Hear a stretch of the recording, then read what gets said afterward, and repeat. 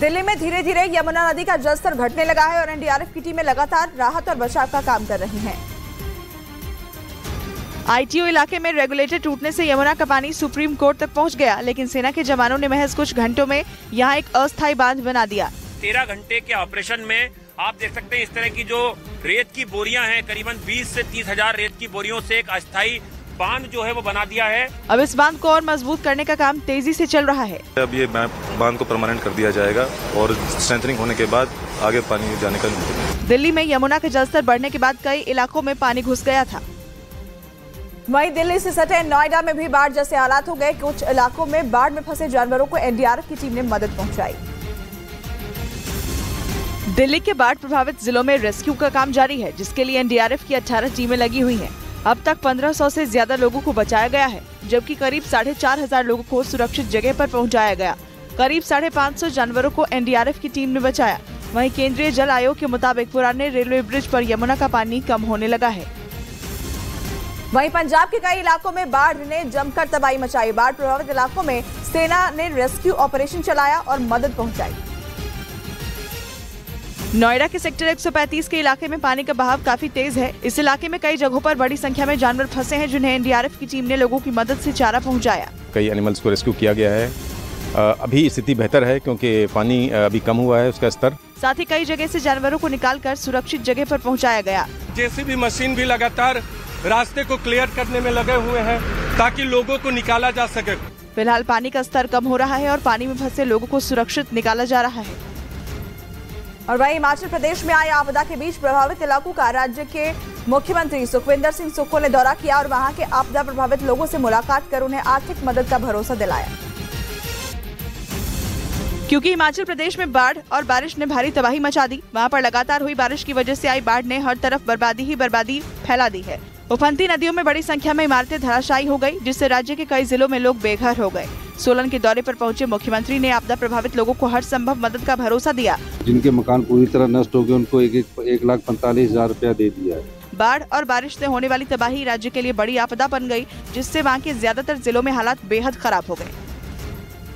वहीं उत्तर प्रदेश के कई इलाकों में नदियां उफान पर हैं। हापुड़ में गंगा का जलस्तर बढ़ने की वजह से लोगों को दिक्कतों का सामना करना पड़ रहा है।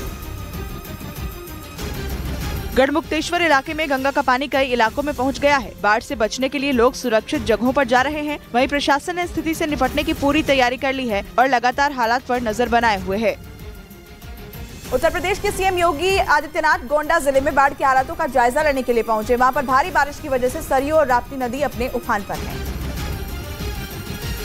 जिसकी वजह से गोंडा में नदियों के कटरी वाले इलाकों में बाढ़ जैसे हालात बन गए और वहां रहने वाले लोगों को अपने घरों को छोड़कर सुरक्षित ठिकानों का रुख करना पड़ा।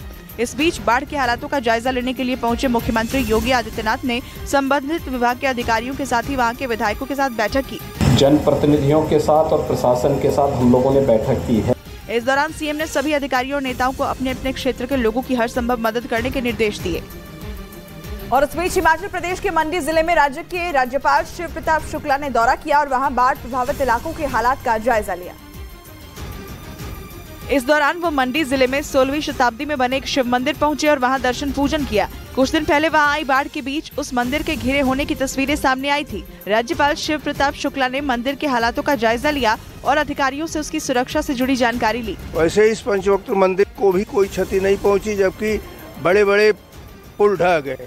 उन्होंने इस दौरान प्रशासन को बाढ़ और मंदिर के हालातों पर एक रिपोर्ट तैयार करने के निर्देश दिए और इस रिपोर्ट को पर्यटन मंत्रालय के पास भेजने की बात भी कही। इस बीच हिमाचल प्रदेश के कुल्लू का राज्य के पूर्व मुख्यमंत्री जयराम ठाकुर दौरा करने पहुंचे और उन्होंने वहां पर बाढ़ प्रभावित इलाकों के लोगों से मुलाकात की।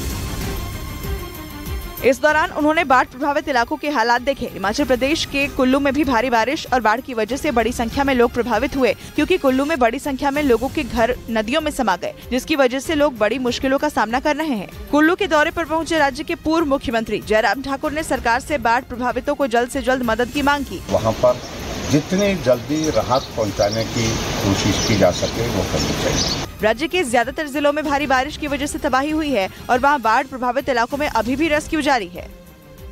और उधर हरियाणा में भी बारिश ने लोगों की मुश्किलें बढ़ा दी। कुरुक्षेत्र में बेहिसाब बारिश से वहां के इलाकों में इतना जलभराव हो गया कि लोग घरों में कैद होने को मजबूर हो गए। क्योंकि कुरुक्षेत्र में भारी बारिश के बाद गली मोहल्लों में पानी ही पानी नजर आने लगा। लगातार हो रही बारिश की वजह से वहां के कई इलाकों में बाढ़ जैसे हालात बन गए और हर तरफ पानी का कब्जा दिखाई दिया। लोगों को घरों का जरूरी सामान लेने के लिए भी कमर तक भरे पानी के बीच से गुजरना पड़ रहा है। इस दौरान वहां पर समाज सेवी संस्था से जुड़े कुछ लोगों ने उनकी जरूरत का सामान भी पहुंचाया, जिससे घरों में कैद होने को मजबूर लोगों को कुछ राहत जरूर मिली। इस बीच हरियाणा में बाढ़ के हालात को देखने के लिए राज्य के डिप्टी सीएम दुष्यंत चौटाला फरीदाबाद का दौरा करने पहुंचे और वहां से बाढ़ से घिरे इलाकों का जायजा लिया। इस समय हरियाणा में भारी बारिश की वजह से यमुना नदी उफान पर दिखी और उसका बेहिसाब पानी सड़कों और खेतों के ऊपर से बहता दिखाई दिया। फरीदाबाद और पलवल में यमुना के बाढ़ के पानी ने भारी तबाही मचाई हुई है। Deputy CM Dushyant Chautala tractor पर बैठकर फरीदाबाद के बाढ़ प्रभावित इलाकों का दौरा करने पहुंचे। दावा किया गया कि जिले में बाढ़ की वजह से 2.5 लाख एकड़ से ज्यादा फसल बर्बाद हो गई। इस दौरान उन्होंने बाढ़ प्रभावित लोगों से भी मुलाकात की और उन्हें आर्थिक मदद का भरोसा दिया। इस बीच उत्तराखंड में भारी बारिश को लेकर मौसम विभाग ने अलर्ट जारी किया, तो वहां लगातार हो रही बारिश की वजह से कई जिलों में पहले से ही बाढ़ जैसे हालात बने हैं और इस दौरान वहां 4 धाम यात्रा पर जाने वाले कुछ श्रद्धालु फंस गए, जिन्हें एसडीआरएफ की टीम ने रेस्क्यू कर सुरक्षित जगह पर पहुंचाया। बताया गया कि ये लोग 4 धाम यात्रा के लिए वहां पहुंचे थे, लेकिन भारी बारिश की वजह से बाढ़ जैसे हालात बने और वो उसमें फंस गए। वहीं मौसम विभाग ने 16-17 जुलाई के लिए अलर्ट भी जारी किया। देहरादून, टिहरी, पौड़ी गढ़वाल और हरिद्वार में भारी बारिश की आशंका जताई। नैनीताल, चंपावत, उधम सिंह नगर में आंधी तूफान की भी आशंका के साथ ही भारी बारिश की संभावना जताई गई। उत्तराखंड में भारी बारिश से लगातार कई जिलों में हालात बेहद खराब बने हुए हैं। उत्तराखंड में लगातार हो रही बारिश वहां के लोगों के लिए काल साबित होने लगी। नैनीताल के रामनगर में सबसे ज्यादा खराब हालात नजर आए, जिसकी वजह से रामनगर और काशीपुर की सीमा पर बसा गांव पूरी तरह से जलमग्न हो गया और वहां पर खेत बाढ़ के पानी में डूब गए। यहां तक कि रिहायशी इलाके पूरी तरह से बारिश के पानी से घिरे नजर आए। हर तरफ पानी ने कब्जा जमा लिया। लोगों के घरों के अंदर भी पानी पहुंच गया, जिससे लोगों की मुश्किलें काफी बढ़ गई। हमारे घरों के अंदर पानी घुस गया, हमको इतनी दिक्कत हो रही है यहाँ से जाने में। लोगों को घुटनों तक भरे पानी के बीच से गुजरता देखा गया। पूरे इलाके में जिस तरह से जलभराव नजर आया, उससे ऐसा लगा मानो वो इलाका किसी टापू पर बसा हो।